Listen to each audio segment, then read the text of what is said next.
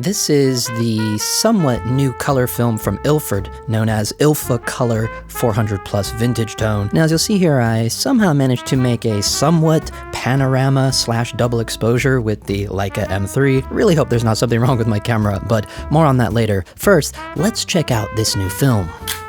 To be honest with you, I kinda dig it, and it's giving me ideas for future videos. So to be completely honest with you guys, I originally wanted to shoot this roll of Ilfocolor at the fair, but I was having a really bad day, dealing with a lot of anxiety, and yeah, we can talk about that in a future video. So I decided to reset the next day, get on the old e-bike, and just kind of take it a little bit slower. You know, sometimes we just have to do that, and of course I found something very cliche at the LA River. And as cliche as it is, I am a sucker for abandoned stuff and vintage stuff. So when you combine those things, yeah, you know, I'm gonna do what a wannabe photographer does.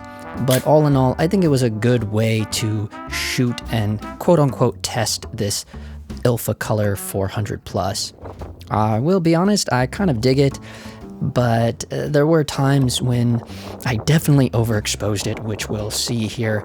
I was a little nervous shooting at this place because of all the barbed wire and the fence and everything, and I had my camera bag with me and an e-bike, and I looked a little out of place in this particular neighborhood, but I don't sweat it too bad. It is what it is.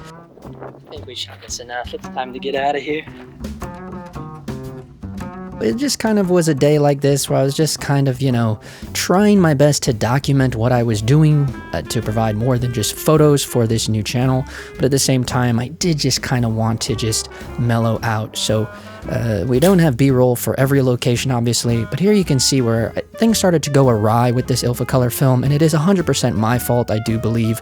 I was definitely overexposing this film, and I know in the comments, people will say, get yourself a light meter. Just off the highway here, from here to here. I see you.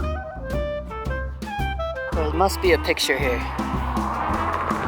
So yeah, way overexposed. The sad thing is that you all couldn't tell from this B-roll footage is that I actually do carry around and use a little Sekonic Lightmate pocket light meter.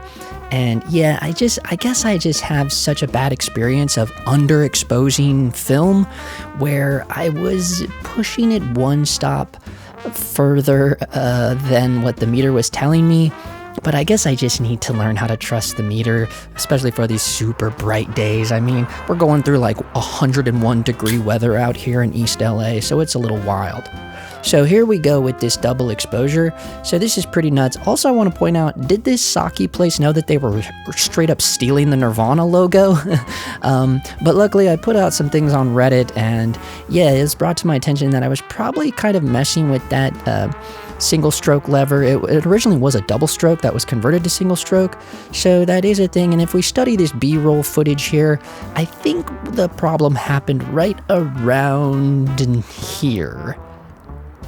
Yeah, definitely maybe a little bit of a half stroke there. I just had to pose for the camera, so I'm really hoping it was user error and something's not going awry with my M3. Yeah, the lighting is way too harsh right there right now, but fuck it, it don't matter. We get it anyways. All in all though, I kind of dig this film. It kind of reminds me of Portra 400 when it's overexposed, but I'm not a big fan of this like pastel overexposed look. But again, this is my fault 100%. I feel like when this film was properly exposed, it looked much better, at least to my eyes. But hey, I'll take what I can get. And again, this isn't like anything to write home about. When there's no other cars here, this Vincent Spaghetti sign would be amazing. But right now, that white truck back there is killing it. Such a bummer. I absolutely love that sign. It's a rad old sign. You gotta get the whole landscape. So now we get into the world of not really so much B-roll to share anymore, but that's why we're doing the VO. And this is always weird for me when I'm like straight up like in people's yards.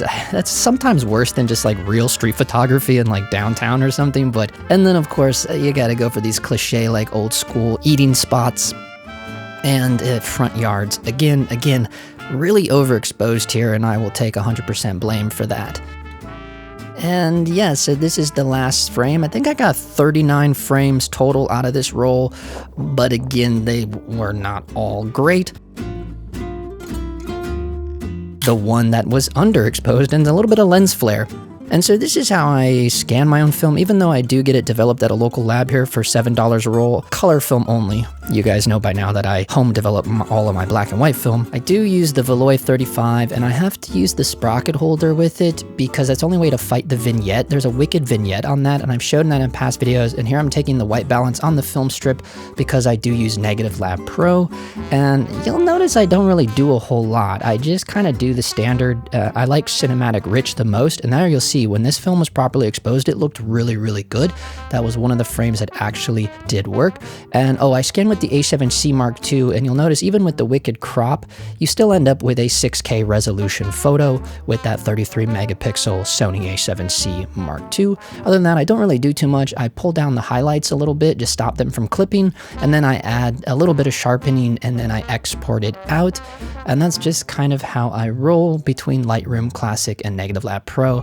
And then I use this weird little cutter to cut my film up. It's all curly because the film, the way the lab gives me back the color film. And then I ended up with these horrible sheets that only hold 4 exposures per line. So that kind of sucks. I don't know how I accidentally ordered those. So you end up having to go over to another sheet.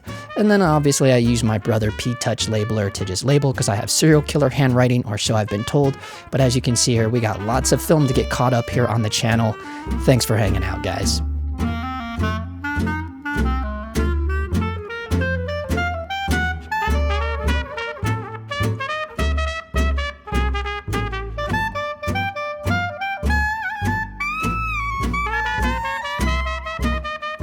And if you have the proper luck and the holy endurance, the gods just might deliver.